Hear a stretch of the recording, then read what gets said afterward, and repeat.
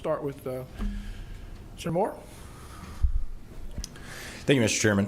Mr. Sterling, you talked about early in your testimony about requirements to get registered. What does somebody need to bring to be registered and put on a voting roll? You said we've got real ID. You said there's a small percentage of folks that may be that have that documentation. You know, we've got this large increase of an illegal population coming into our state. Is there anything that they can bring that would get them registered to vote? Like they're arrested at the border. They've got their documents. We hear about documents a lot. You said there were certain documents. What does it take? What I was specifically talking about there, and let's talk about the largest pool. It'll be the DDS. If somebody comes in to Department of Driver Services who is not an American citizen, they don't have a green card. On the green card or your visa, you're going to have an alien ID number. That alien ID number has to be put into the system in order for your driver's license to process. And then, since you're flagged as a non-citizen, you would not go into the DDS voter registration process. That's the way the system is built. Am I explaining that pretty well correctly? Now, if you're an American citizen now, because we're a real ID state, you have to come in there with a birth certificate or a passport. And if you're a woman and you get married, you have to come in there with your marriage certificate showing that you've changed the last name. I mean, my mom tried to change it, and they made her change back to her original birth certificate name. She was Lynn Sterling Montaigne. They made her go back to Nancy Lynn Sterling Montaigne. She was pretty pissed. She had been Nancy since she was a lot younger. I don't want to say how young. But that's what you have to come in with. You have to have those things because we are a real ID state. So I can, if I don't have a driver's license or an ID of any kind, I can go register and vote. You could do a paper registration, and then you could bring in their 17 forms of HAVA identification, which could even be a utility bill. But at some point, because we'll put you in citizenship hold, is it MIDR? It's not MIDR. What do we call the status? There's a pending citizenship. Pending citizenship. You would go to that pool until you come in with your passport or your birth certificate. Okay, and a pending citizen would not be able. Their vote would not count. They're not even on the active voter registration. They would not list. be registered. Is that correct? Correct. They would not be on the active voter registration. They're in the Jarvis system pending that, but they would not be able to get a ballot.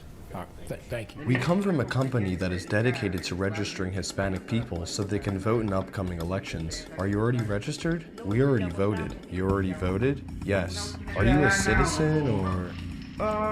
No. Have you already been registered or?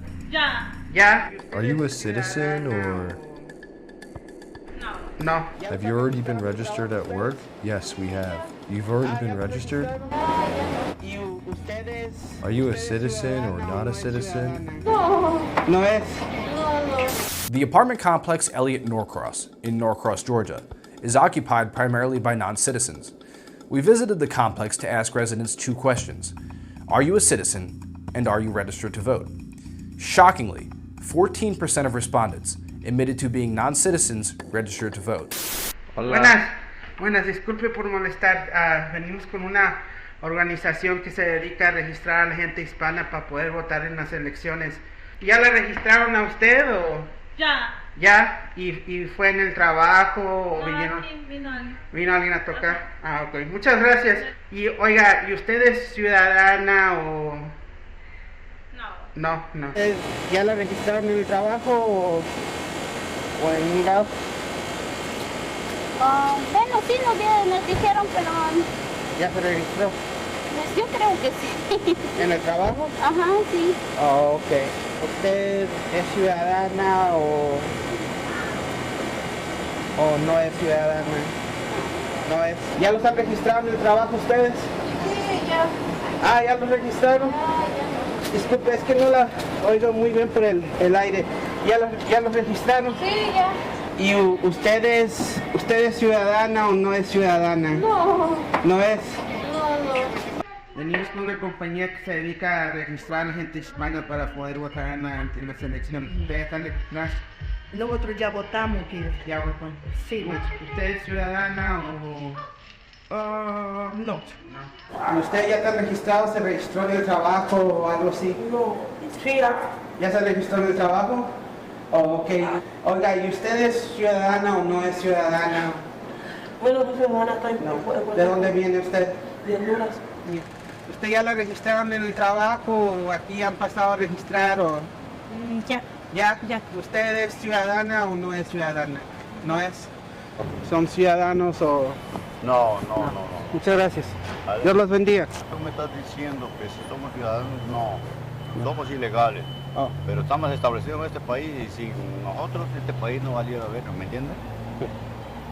Porque somos los mejores trabajadores que puede tener Estados Unidos. According to Migration Policy Institute, approximately 339,000 non-citizens live in Georgia. If the 14% statistic holds true statewide, over 47,000 non-citizens would be registered to vote. For context, Joe Biden won the state of Georgia by just under 12,000 votes in the 2020 election. Based on our findings, the integrity of the 2024 election is in great jeopardy.